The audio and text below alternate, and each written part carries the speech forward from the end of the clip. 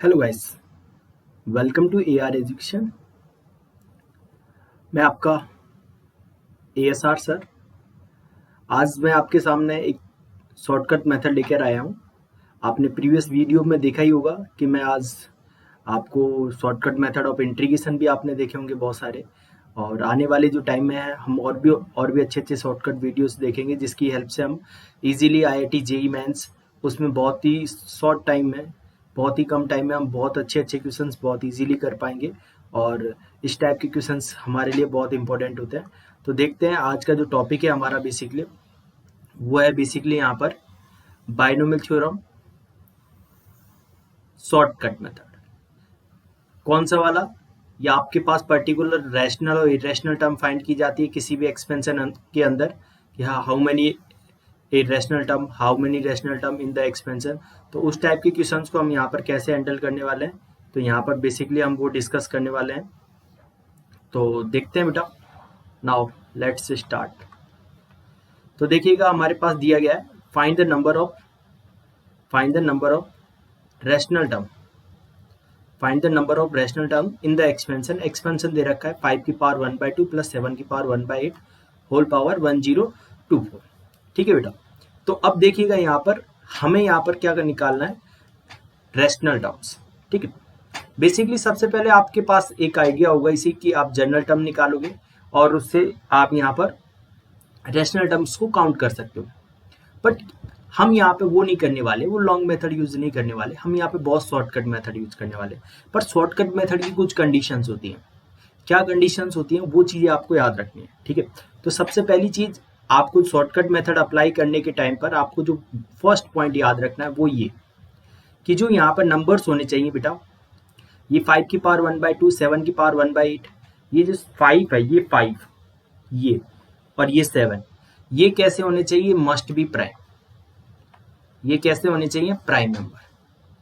यदि ये prime number हुए तो आपको डायरेक्टली यहाँ से आंसर निकाल सकते हो। कैसे निकालोगे उसके लिए आप आके देखिएगा। ठीक है। यहाँ पर हमारे प्राइम नंबर है, हम क्या करेंगे, जो हमारी पावर है, पावर कितनी है? 1024। तो 1024 आप क्या कीजिए यहाँ पर कि जो पावर्स लिखी है 1/2 और 1/8, तो यहाँ पर एलसीएम लीजिए किसका? 2 और 8 का। तो 2 और 8 का एलसीएम क्या बन जाएगा बेटा? 8। तो जो ये पावर है 1024, इसे आप 8 से डिवाइड कीजिए और इसका लीजिए आप ग्रेटेस्ट इंटीजर। इसका क्या लेना है आपको? Greatest integer. तो लीजिए इसका डिवाइड कीजिए डायरेक्टली। 2 से ये चला जाएगा 4 जा, और 2 से ये चला जाएगा 5 1 2, और 4 से भी ये 1 जा, और 4 से ये चला जाएगा हमारे पास यहाँ पर 1 2 8 1 2 8। ओके। मीनिंग ये जो ग्रेटेस्ट इंटीजर आया उसकी वैल्यू हमारे पास क्या आ गई? 128। अब बेसिकली जो ग्रेटेस्ट इंटीजर क्या होता है कि जब भी आपका कोई पर्टिकुलर नंबर आता है, जैसे कि ग्रेटेस्ट इंटीजर के बारे में बता देता हूँ। आपके पास जैसे कि 12.1 लिखा है तो आप इसका इंटीजर लिखोगे 12। जैसे आपके पास 0.1 लिखा है तो इसका इंटीजर आप लिखोगे 0। तो ये ग्रेटेस्ट इंटीजर का वैल्यू होता है। तो मैंने आपको बता दिया, याद रखिएगा। तो यहाँ पर हमारा कंप्लीट टाइम चला गया ये, और डायरेक्टली हमारे पास क्या आ गया? 128। तो हम ये बोलें कि इसका आंसर क्या होगा? 128। पर अभी नहीं, एक टर्म को हमें यहाँ पर चेक करना होगा। एक टर्म को चेक करने के लिए हमें एक जनरल टर्म्स निकालनी होगी। आप जानते हो कि इसकी जनरल टर्म क्या होती है बेटा? TR+1 NCR। तो यहाँ पर पावर कितनी है? 1024 CR, और 5 की पावर कितनी है? 5 की पावर 1/2, इसकी पावर कितनी हो जाएगी? 1024 -R इंटू 7 की पावर 18 होल पावर कितनी हो जाएगी बेटा? 8। ठीक है बेटा। तो यहाँ पर हमें क्या करना है? यहाँ पर सबसे पहले एक टर्म को चेक करना है, बस केवल एक को। बाकी तो सारी की सारी आपकी यहाँ पर टर्म्स आ गई हैं। आपको यहाँ पर केवल R=0 को चेक करना है। R=0 वाली जो टर्म है वो इसको सेटिस्फाई करेगी नहीं करेगी। तो उसके लिए आपने क्या कर दिया? सिंपल अपनी जनरल टर्म लिख ली। ठीक है। जनरल टर्म आप किसी भी बाइनोमियल एक्सपेंशन के लिए सिंपल लिखते हो NCR, x की पावर n-r, y की पावर r। ये लिखते हो आप किसी भी जनरल टर्म के लिए, जनरल एक्सपेंशन के लिए। ठीक है। अब यहाँ पर आपको पता करना है कि R=0 से सेटिस्फाई करेगा या नहीं करेगा। R=0 वाली टर्म इसमें आएगी या नहीं आएगी। तो उसके लिए आपको क्या करना है? सिंपल, जो जनरल टर्म आई है ना उसमें R की जगह यहाँ पर R की जगह 0 डाल दो। क्या पुट कर दो? डायरेक्टली जीरो, यहाँ पे जीरो पुट कर दो डायरेक्टली। यदि ये जीरो पुट करने पर जो भी नंबर आया वो 2 से डिविजिबल हुआ दोनों जगह पे, तो आप प्लस वन टर्म ऐड करोगे। यदि नहीं हुआ तो आप उस वन टर्म को ऐड नहीं करोगे, आपका आंसर क्या हो जाएगा, 128 ही आंसर हो जाएगा आपका। ठीक है, तो आप आर की वैल्यू यहाँ पर जीरो डालिए, तो कितना आया 1024, और 1024 2 से डिविजिबल होता है, 100% होता है, कोई सोचने की बात ही नहीं। सिमिलरली यहाँ पर डाला जीरो, तो ये आया जीरो, जीरो डिवाइड बाय 8 बिल्कुल करता है, जीरो को कोई भी नंबर डिवाइड कर सकता है, तो यहाँ से 8 से डिवाइड होता है, मतलब दोनों जगह आर इक्वल टू जीरो वाली टर्म सेटिस्फाई है। मतलब आंसर क्या होगा 128 plus 1, that is final answer क्या आ जाएगा आपका 129। This is your answer. ठीक है, तो इसमें कितनी रैशनल टर्म होंगी हमारे पास, डायरेक्टली हम बोलेंगे यहाँ पर 129 rational term here. I hope आपको ये ट्रिक्स अच्छी लगी हुई। तो एक और क्वेश्चन देखते हैं और समझते हैं कि इसमें क्या है। तो ये देखो यहाँ पर बोला गया आपसे कि find the number of rational term in the expansion. Expansion दे दिया, सेम डिट्टो। तो हमने सबसे पहले क्या करना है, ये नंबर चेक करने प्राइम है या नहीं है।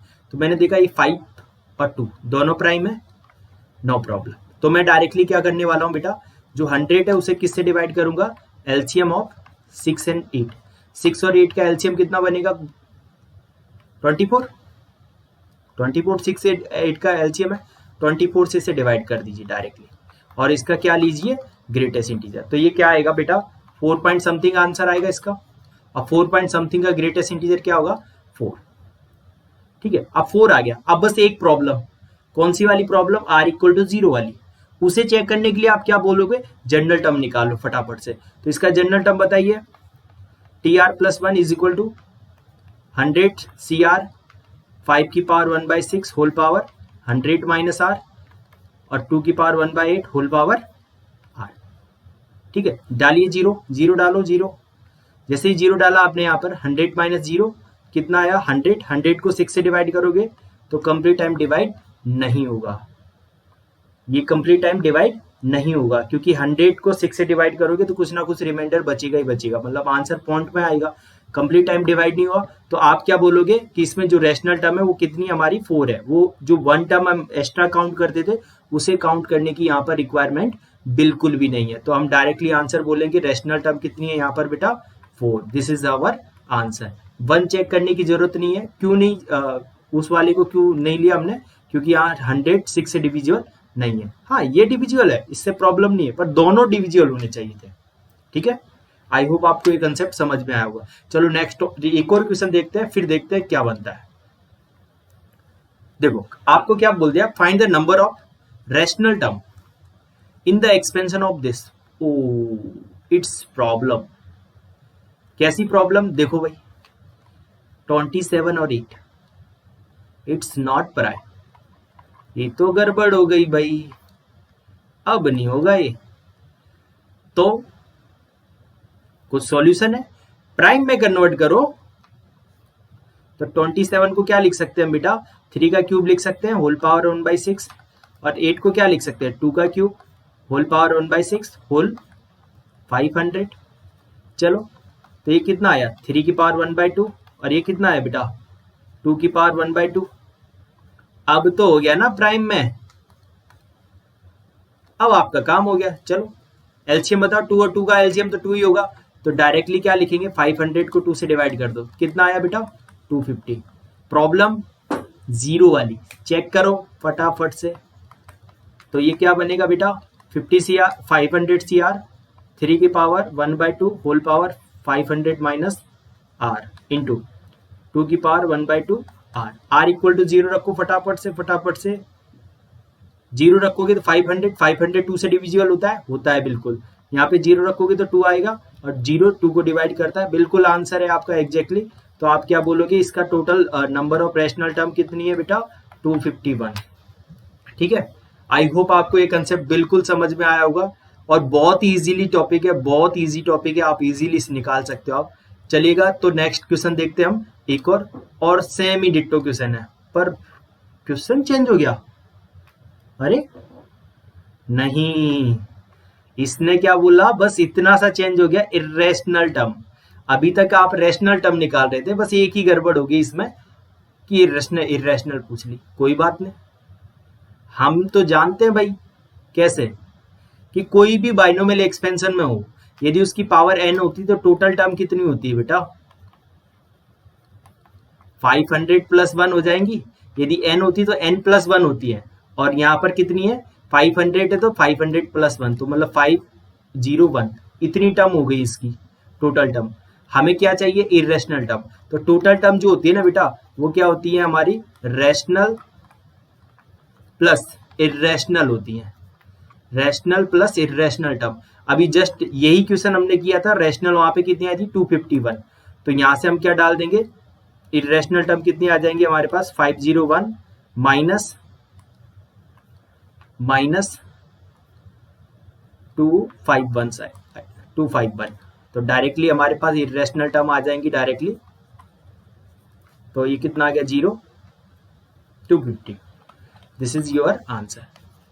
ओके, आई होप आपको ये कंसेप्ट समझ में आया होगा।